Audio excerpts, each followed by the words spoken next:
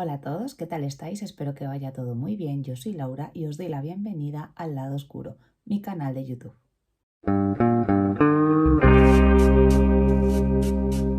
Sorpresa, hoy no toca vídeo, ya sabéis que es viernes y los vídeos se publican en el canal los lunes, pero con motivo de ser hoy 8 de marzo me paso por aquí porque me apetecía y me parecía de obligatoria parada por el canal para hablar de lecturas feministas. Entonces, bueno, hoy como ya os decía, 8 de marzo, Día Internacional de la Mujer. Y como ya os adelantaba en el vídeo del lunes, la temática que va a seguir el canal en este mes de marzo van a ser vídeos en los que se hablen de lecturas con temática feminista. Y bueno, pues lo primero que hay que aclarar es por qué se celebra el día 8, Día Internacional de la Mujer. Bueno, pues para celebrar que formamos la mitad de la población y que participamos en la sociedad y nos desarrollamos como personas y como parte de esa sociedad en igualdad con los hombres. Entonces, de ahí que se celebre todos los años esta fecha tan señalada y de ahí la importancia que tiene para mí. Y como lectora que me gusta leer libros con esta temática, me voy a pasar estos días por aquí durante este mes para recomendaros lecturas relacionadas con el feminismo. Hay muchas y muy variadas y muchas de ellas me han gustado mucho y además, bueno, ya sabéis que un libro no solamente hace referencia a una cosa, sino que se puede englobar en varias categorías. Entonces he decidido hacer los vídeos como un poco enfocados a un tema en concreto y hay títulos que se pueden englobar en todos ellos, pero para no repetirme he creado estos temas como muy cerrados para hacer determinados bloques precisamente para no hablar todo el rato de las mismas lecturas. Así que en el vídeo de hoy vamos a empezar con diferentes lecturas acerca del feminismo de manera general que he dividido en tres partes. Os voy a recomendar una serie de novelas, una serie de ensayos y una serie de biografías. Así que sin entretenerme mucho más, comenzamos. De la primera novela que os quiero hablar hoy es una novela de la que ya he hablado en numerosas ocasiones por redes y no es otra que Una educación de Tara Westover, que está publicada en Lumen en el año 2018. Yo me la leí un año después, en 2019, y desde entonces, como fue una novela que me gustó tanto, la he regalado y la he recomendado. Y a las personas que la han leído les ha gustado mucho también, porque de verdad que es una historia que merece mucho la pena leer. ¿Por qué? Bueno, en primer lugar, hay que destacar que es una autobiografía, es decir, nos vamos a encontrar con la propia historia de la escritora, de Tara Westover. ¿Y qué tiene de especial? Bueno, pues lo que tiene de especial es que Tara Westover es la séptima hija de un matrimonio que tiene, bueno, pues esos 7 hijos, 5 varones y 2 mujeres, y entre ellas, pues Tara es la más pequeña y es un matrimonio mormón que viven en Idaho, en Estados Unidos. Son personas que no creen en una educación tradicional, ni en la medicina, ni en nada. Entonces, por ejemplo, en los partos que tiene la madre, siendo el séptimo el de Tara, siempre se realizan en casa bajo la supervisión de una partera porque no consideran el hecho de tener que ir a un hospital de cara a dar a luz. Así como uno de los niños contrae una enfermedad o se rompe un brazo, todo eso se cura en casa con, bueno, pues con ayuda de brebajes que prepara precisamente la madre, que trabaja como siendo una especie de curandera. Entonces, bueno, pues no tienen como mucho contacto Tara y sus hermanos con el mundo exterior. ¿Qué pasa? Que Tara va creciendo y es una persona curiosa que quiere explorar otras cosas y se da cuenta, es lo suficientemente madura como para darse cuenta que el poder salir de su casa y ver otras cosas nuevas se basa en una educación que hasta que sale de su casa ya siendo bastante mayor, en plan los últimos años de adolescencia, la educación la recibe en casa a cargo de su madre. No va a ninguna escuela, no va a ningún instituto y bueno, pues ella llega un momento en el que decide ser autodidacta para tener una base y poder salir de su casa, ¿no? Que al final lo consigue porque, bueno, termina siendo doctorada por la Universidad de Cambridge, con lo cual es un ejemplo total y absoluto de superación, ¿no? Entonces, en este recorrido que hace desde que ella es niña hasta que ella ya llega a ser un adulto joven, es un recorrido que ella hace, que le cuenta al lector y que está plagado tanto de abusos físicos como de abusos psicológicos y bueno, como ella se va sobreponiendo a todos los obstáculos que se encuentra para poder salir de ahí y bueno, al final termina rompiendo un poco los lazos con la familia que tiene y se distancia de ellos porque ella quiere otra cosa y bueno, pues siempre está mal mirada por esa familia que no considera bien lo que ella o sus decisiones de salirse un poco de las normas que tienen establecidas. Si no la habéis leído, leedla porque de verdad que merece la pena. Y una vez leída, hay fragmentos de entrevistas de Tara Westover con Ofra en su programa en YouTube, que están muy bien para verlos porque, bueno, habla un poco más de de estos episodios que ella vive en primera persona y la verdad es que es muy interesante escucharla. Una habitación propia de Virginia Woolf, que se publica por primera vez en 1928. Así que imaginaos, estamos en la primera mitad del siglo XX. Virginia era una escritora inglesa y lo que pone de manifiesto en su obra es el papel de la mujer en la sociedad y empieza a establecer las diferencias que existen entre los hombres y las mujeres a nivel general en la vida diaria, así como en la escritura. ¿Qué nos vamos a encontrar aquí? Pues esas diferencias, entonces las aprovecha Virginia para animar a las mujeres a que sigan adelante y a que rompan con los roles que están establecidos y el papel que nos toca cumplir en la sociedad. ¿Qué pasa? Que es todo un canto a esa esperanza, ¿no? Y a esa positividad de poder romper moldes con una habitación propia, porque no solamente se necesita una habitación propia como espacio físico para poder escribir, que era la profesión que ella desarrollaba, sino que va un poco más allá y hace una analogía con esta habitación propia a ese espacio que nos cuesta conquistar a las mujeres, que siendo la mitad de la población no tenemos derecho a un lugar propio porque el lugar o los lugares siempre suelen estar conquistados por el hombre. Entonces es una declaración de intenciones, desde mi punto de vista, es una escritora que bien te encanta o bien la odias, no tiene como término medio. Tiene una escritura muy densa y es verdad que es la única obra que he leído de ella y después de leer Una habitación propia he intentado leer La señora Dalloway y Orlando y no he podido. Entonces es la única obra, como os decía, que he podido leer de la autora y bueno, pues no es que sea muy sencilla de leer, pero creo que leer Una habitación propia siempre merece la pena.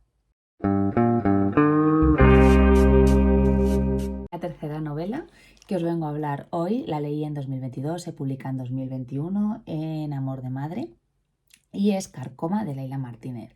Como veis es un libro bastante finito, tiene como unos 10 o 12 capítulos y nos vamos a encontrar con dos protagonistas maravillosas que son la abuela y la nieta y se van a ir alternando para ir contando sus historias. A simple vista puede parecer una historia que pues muy de andar por casa, que no nos cuenta como nada importante, pero en realidad hay hechos muy truculentos que se esconden en estas páginas. Vamos a ir viendo a lo largo de las páginas que lógicamente la historia de la abuela y la nieta están relacionadas y bueno, pone de manifiesto o plantea la relación de las mujeres dentro de una unidad familiar, en este caso además matriarcal porque es todo la abuela y la nieta y entre medias está también la madre y todo lo que sucede con la madre de la nieta y la hija de la abuela, ¿no? Que es la misma persona. He visto alguna crítica en redes que habla de que los personajes son macabros y que es una historia violenta. Yo no la definiría así, por supuesto, para gustos los colores, ya sabéis, pero creo que va más allá. No son personajes macabros, sino son personajes que al final apuestan por su supervivencia y bueno, pues no siempre para sobrevivir tenemos que hacer lo que se espera de nosotros o lo que moralmente está bien visto, ¿no? Pero al final para mí es eso, es una historia de supervivencia, de cómo las mujeres en determinado momento tienen que tomar decisiones para salir adelante. Y bueno, pues a mí es una historia que me entretuvo mucho, quiero volver a leerla, por supuesto, y, y nada, pues que desde aquí os la recomiendo porque la verdad es que es diferente y está muy, muy bien. La cuarta novela de la que os vengo a hablar hoy es Esta joya, que ya sabéis que, bueno, fue mi top 1 del 2023, la leí en agosto y al final ha resultado ser la mejor lectura de este año pasado. Y tenemos pues Lecciones de Química de Bonnie Garmus, que está publicada en Salamandra este año 2023. La verdad es que no he visto ni una sola mala crítica de esta novela. ¿Y qué es lo que me gustó de esta novela? Bueno, pues aparte de que es entretenida, que está bien escrita, etc., es que Elizabeth Todd, que es la protagonista, pone de manifiesto el papel de la mujer en la sociedad de mediados del siglo XX. Es verdad que en Estados Unidos, pero bueno, extrapolable también a otras sociedades de Occidente y sobre todo pone el papel que tiene la mujer en la ciencia, siendo esta un mundo de hombres. Hay episodios de violencia, de desigualdad, pero también de compromiso con uno mismo, de querer salir adelante, de querer superarse. Y bueno, también creo que pone de manifiesto, cosa que me gustó mucho, al final en lo necesario que otras personas, en este caso entre mujeres, ¿no? Que la necesidad que tenemos de tener modelos en los que basarnos, en los que seguir y en los que nos sirvan para nosotros poder superarnos a nosotras mismas. Y al final Elizabeth Zott es un reflejo de todo eso. Así que por favor, por favor, por favor os lo pido, que si no habéis leído lecciones de química, que lo hagáis. O sea, esto es lectura obligatoria. Y ya para finalizar este apartado de novelas, vengo a recomendaros que leáis Cómo matar a tu familia. Esta novela me la leí en diciembre, está escrita por Bella Mackie y está publicada en Suma de Letras y ha sido publicada este año 2023. ¿Por qué os vengo a hablar de ella? Esta no es una lectura feminista, pero me ha parecido oportuno incluirla en este vídeo. ¿Por qué? Más bien yo diría que es una lectura machista. ¿Por qué? Bueno, lo primero que si queréis saber algo de ella, como ya he hablado tanto en el blog como en otros vídeos, os voy a dejar los enlaces en la cajita de descripción por si queréis echarle un vistazo y os llama y queréis animaros con la lectura, que desde aquí os digo que deberíais. Pero en relación al tema de hoy, ¿por qué he decidido recomendarla? Bueno, pues como su propio nombre indica y ya comenté en su momento, poco deja la imaginación, ¿no? Entonces es una mujer que decide matar a su familia por una razón que tiene desde que ella nace, que se remonta, bueno, pues al rollo o al lío que tienen su padre y su madre, ¿no? Entonces, ¿por qué he decidido recomendarla en este vídeo con esta temática tan específica? Pues precisamente porque es una novela machista, porque independientemente de todo lo que pasa, la moraleja que se saca al final de esta lectura es que da igual lo que hagas, porque un hombre blanco siempre va a estar por encima de ti y va a hacerse lo que él quiera. O sea que al final estamos hablando de esa sumisión que por mucho que nosotros queramos pelear o que queramos salir adelante, siempre va a venir un hombre blanco que nos va a decir, que no, que ya mando yo. Entonces me parece interesante porque dentro de que no es una lectura feminista, incluso es machista, leer en qué contexto se escribe en un mundo capitalista, en un mundo gobernado por el hombre blanco, en un mundo en el que los países desarrollados tienen más que aceptada la prostitución, etcétera, etcétera. Entonces, bueno, no es como tal, no nos va a hablar de una manera clara, pero sí que la crítica que hace a todo este complejo que lo tenemos tan asociado porque al final forma parte de nuestra sociedad, me parece que es interesante. Así que si no habéis leído Cómo matar a tu familia, hacedlo. Y después de recomendar estas 5 novelas, vamos a pasar al bloque de ensayos. El primer ensayo del que os quiero hablar es el de Morder la manzana, escrito por Leticia Dolera y publicado en la editorial Planeta en el 2018. Yo me lo leo en ese mismo año, en el 2018, y he de decir que me encantó. ¿Qué nos encontramos aquí? Bueno, pues la actriz nos cuenta esa revelación que supone el feminismo como corriente filosófica y política, y hay muchas de las cosas de las que ella habla que yo comparto. Me gustó muchísimo, lo leí en nada, me pareció súper entretenido, súper interesante todo lo que ella estaba contando. Y bueno, habla sobre todo de las desigualdades que existen entre hombres y mujeres, sobre todo en el mundo de la actuación, que es lo que ella más conoce, porque bueno, hay que recordar que Leticia Dolera es una actriz española y directora. ¿Qué es lo que pasa con Leticia Dolera? Bueno, como ya os digo, el libro me encantó y está muy bien si os lo queréis leer. Pero después de haber leído, no me acuerdo cuánto tiempo después, surgió la polémica de que ella como directora iba a rodar una serie en Movistar y resulta que la protagonista de la serie se queda embarazada y la despide. Entonces, bueno, pues hubo ahí esa controversia en torno pues al trabajo de esta persona, así como de las creencias, ¿no? De tan feminista te crees que eres y luego vas y haces este tipo de cosas. Yo no sé si fue verdad o no fue verdad, porque luego ella salió dando declaraciones en las que obviamente no reconocía los hechos, mientras que la actriz sí la acusaba de ello. Y bueno, pues no sé si aquí hay que hacer un ejercicio de separar el autor y la obra, pero el libro a mí me gustó mucho, así que si tenéis la oportunidad, pues no perdéis nada por leerlo. Otro ensayo que me leí en 2018, esta vez en formato electrónico, fue La teoría King Kong de Virginie Despentes, que sabéis que es una escritora francesa, y bueno, aquí nos aborda el feminismo, o más bien el machismo, desde la vertiente de la maternidad, de la pornografía o la prostitución, y estableciendo la comparativa entre los sexos. Es un ensayo muy interesante, a mí me gustó mucho, hay cosas que expone que las comparto y otras que no, pero siempre es interesante conocer y leer otros otros puntos de vista para tú ir formando tu propia opinión. Entonces, bueno, es un ensayo que cuando se ha hablado de temática feminista he recomendado. Sí que es verdad que a lo mejor más específico y necesitamos leer otras cosas antes si no hemos leído sobre el tema del feminismo, pero más que recomendable.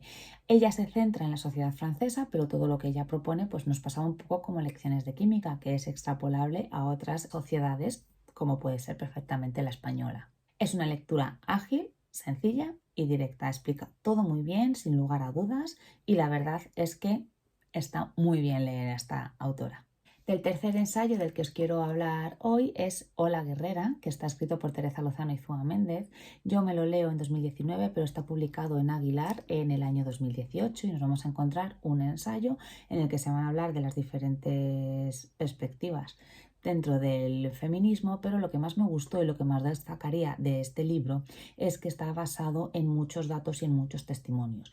No porque tenga muchos datos y muchos testimonios se hace pesado, sino que al contrario, está muy bien escrito y se lee fenomenal, pero lo que destaco es eso, ¿no? Que está muy bien documentado y nos permite hacernos una idea en números, que siempre es mucho más fácil el cuantificar las cosas, entonces nos permite hacernos una idea en números de toda la problemática que hay en la sociedad. Hace especial hincapié en la pornografía y en la prostitución y bueno, expone diferentes puntos de vista en los que me pasaba un poco como en el anterior. Algunos los comparto y otros no, pero me ha gustado leer que aunque no tenemos las mismas opiniones respecto a determinadas cosas, sí que me gusta leer pues eso, la opinión que no sea igual que la mía, pues para también enriquecer mi opinión personal y bueno, pues darle un poco de perspectiva al asunto, que es de lo que se trata muchas veces. Y sobre todo, habla de la importancia que tiene el hombre en esto del feminismo, porque al final la conclusión que se saca y que es la realidad, el feminismo es cosa de todos. El siguiente ensayo del que os quiero hablar es El Club de la Lucha Feminista, escrito por Jessica Bennett. Se publica en 2018 en la editorial Conecta y yo lo leo en 2019. He de decir que cuando yo me leo este libro me esperaba una cosa y me encontré con otra cosa absolutamente diferente, pero aún así me gustó.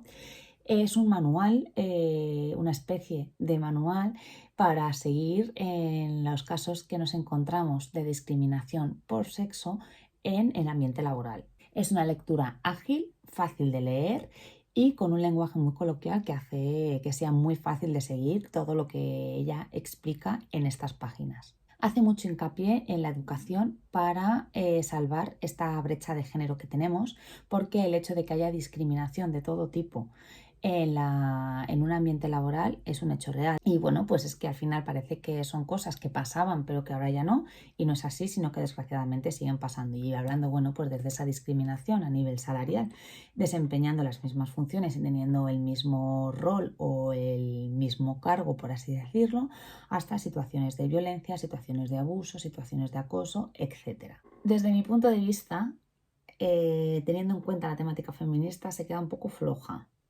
Para mi gusto se queda un poquito floja, pero sí que es verdad que si no has leído nada del tema y quieres empezar por alguna lectura sencillita para ir calentando un poco motores, esta podría ser muy buena opción. Y después de la recomendación de estos 4 ensayos, damos paso al último bloque, que es el de las biografías. De las biografías que os voy a hablar forman todas parte de la misma colección, que es una colección que hice entre el año 2018 y 2019 de RBA, que es la colección de grandes mujeres. Y bueno, ya os he hablado de ellas en otras ocasiones, todavía me quedan muchos ejemplares por leer, pero he seleccionado de los que llevo leídos los que más me gustan. Y voy a empezar por la estrella de las estrellas, que no es otra que Marie Curie. Bueno, es el gran referente, uno de los grandes referentes en la ciencia. Fue una mujer, bueno, ya era de origen polaco, pero luego estuvo en Francia, que fue allí a estudiar y ya se casó con Pierre, y pese a la muerte de su marido ella se quedó allí, ganó 2 premios Nobel, descubrió 2 elementos radiactivos.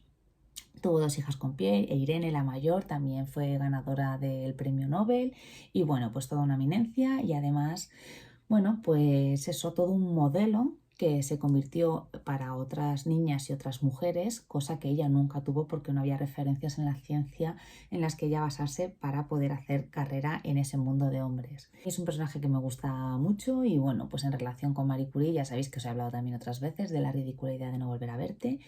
Y tanto cualquier biografía de Madame Curie como La ridícula idea de no volver a verte, pues es más que recomendable porque es que es un personaje maravilloso.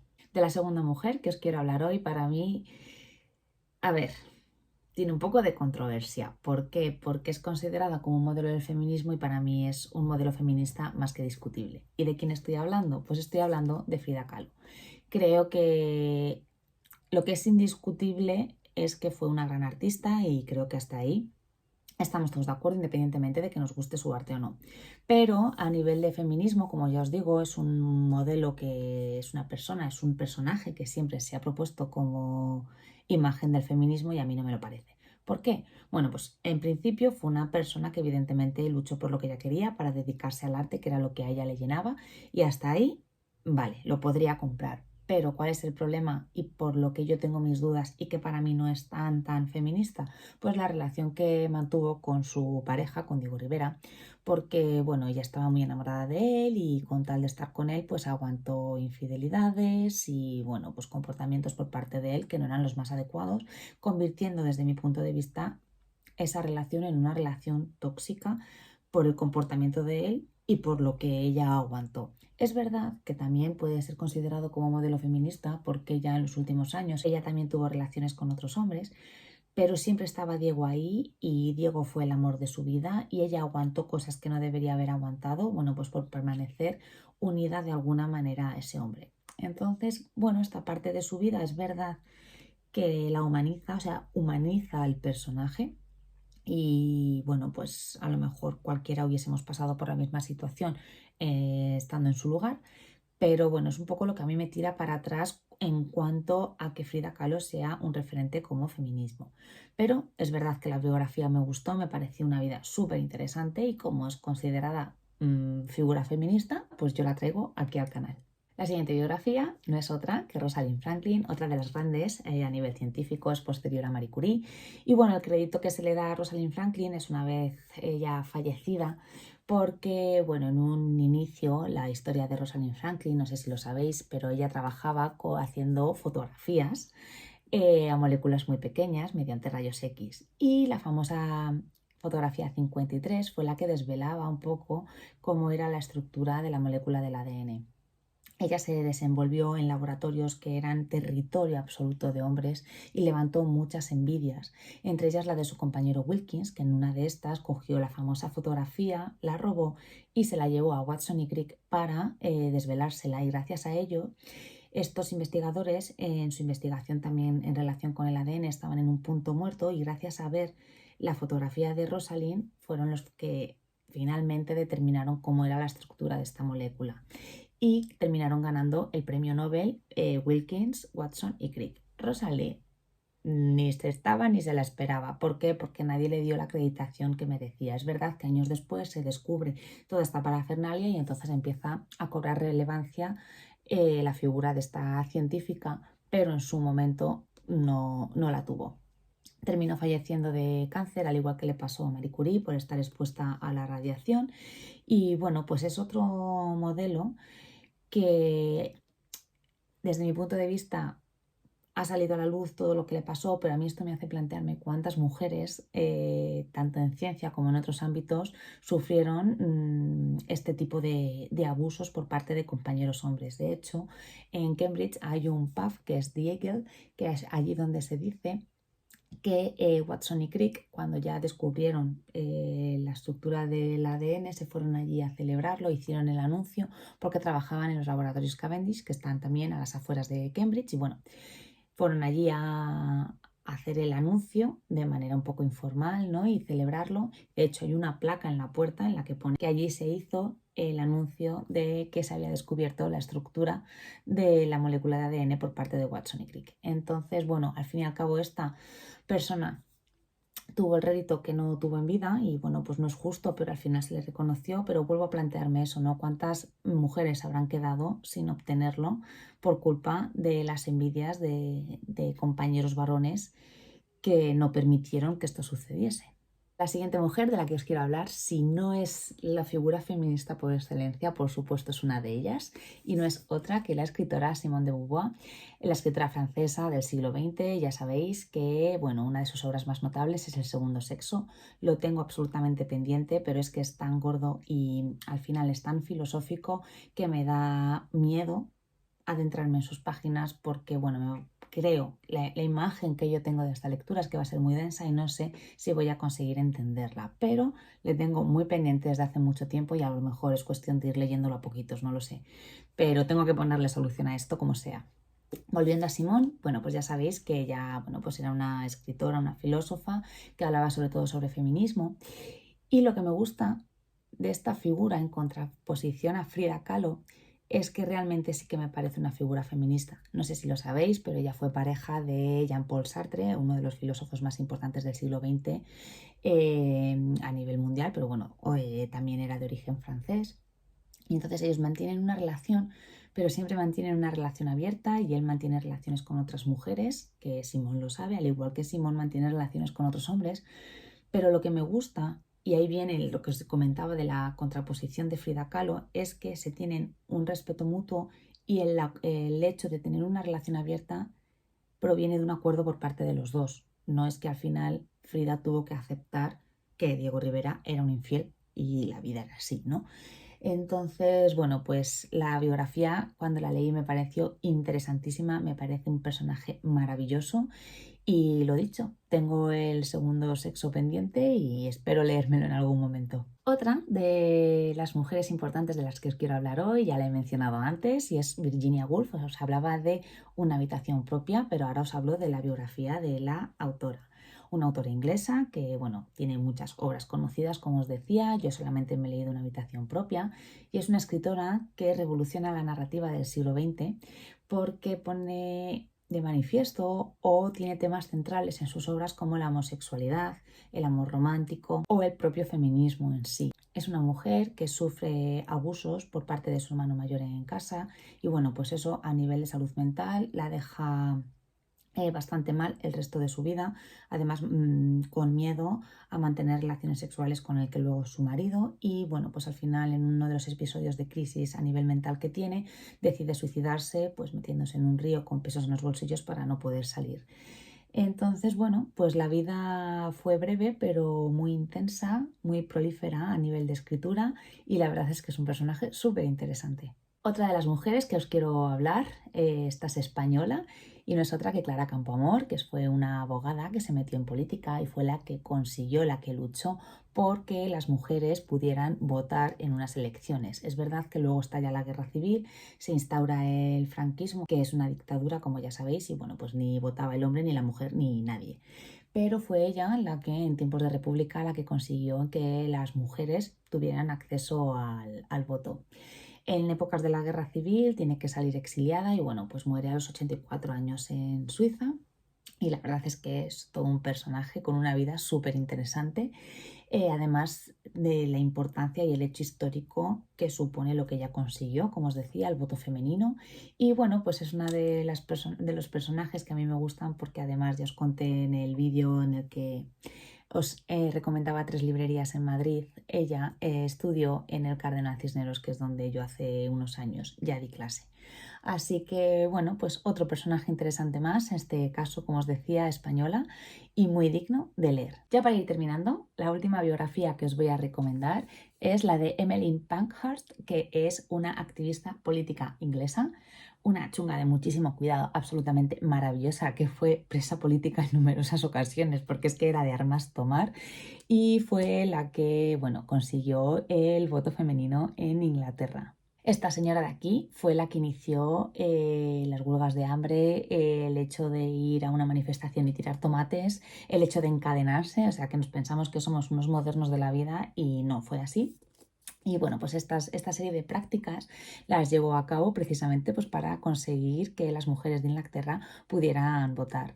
En la cajita de descripción os voy a dejar un vídeo de YouTube que dura 10 minutos, que bueno, sale esta persona y salen más personajes importantes de cómo ha sido la historia del feminismo a lo largo de los años, para que le echéis un vistazo si os apetece, porque la verdad es que es muy cortito y está todo súper bien explicado. Volviendo a Emmeline, pues que fue una chunga que involucró al marido maravilloso, que involucró a su hija también en todas estas revueltas, y al final, bueno, pues de una forma pacífica, como se podría denominar ahora, aunque los políticos de la época no estaban tan de acuerdo en esto, fue la que consiguió con sus protestas y sus manifestaciones pues ese hito tan importante como que la mujer pudiera votar en unas elecciones.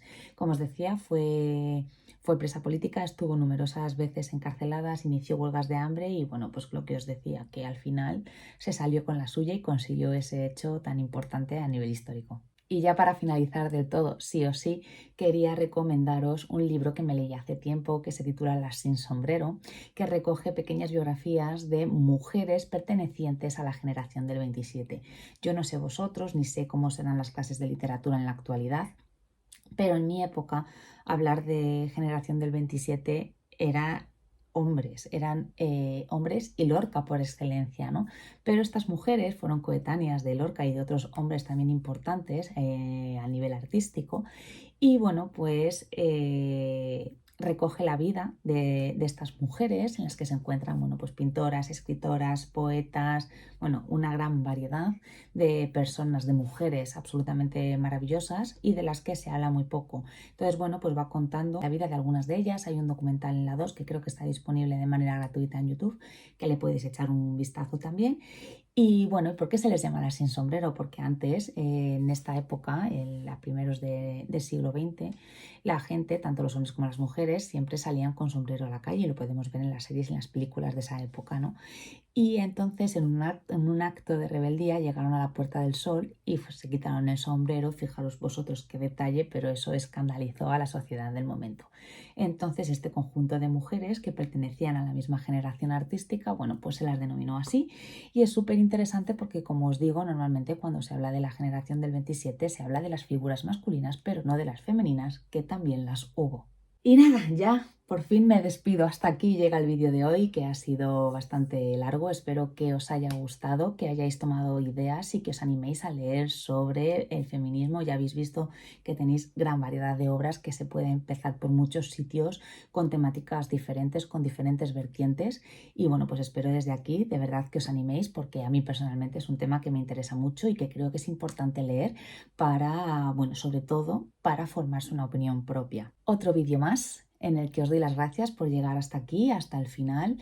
Y bueno, pues si os ha gustado el vídeo, os agradecería que le dierais un like y que os suscribierais al canal, porque para mí es muy importante. Y recordaros también que me podéis seguir en redes sociales, en Instagram, en el Lado Oscuro Blog, para ver el contenido que publico de manera diaria, así como en el blog El Lado Oscuro, donde cuelgo las reseñas que me voy leyendo. Y por mi parte nada más, este vídeo del 8 de marzo finaliza aquí. Espero que os haya resultado interesante y ya nos vemos el lunes para recuperar esa dinámica de la publicación de los vídeos el lunes en el canal, y os hablaré de 5 obras que yo considero el top del feminismo de lo que llevo leído hasta ahora. Así que lo dicho, que paséis un buen fin de semana, que paséis un buen 8 de marzo y nos vemos el lunes aquí en el Lado Oscuro.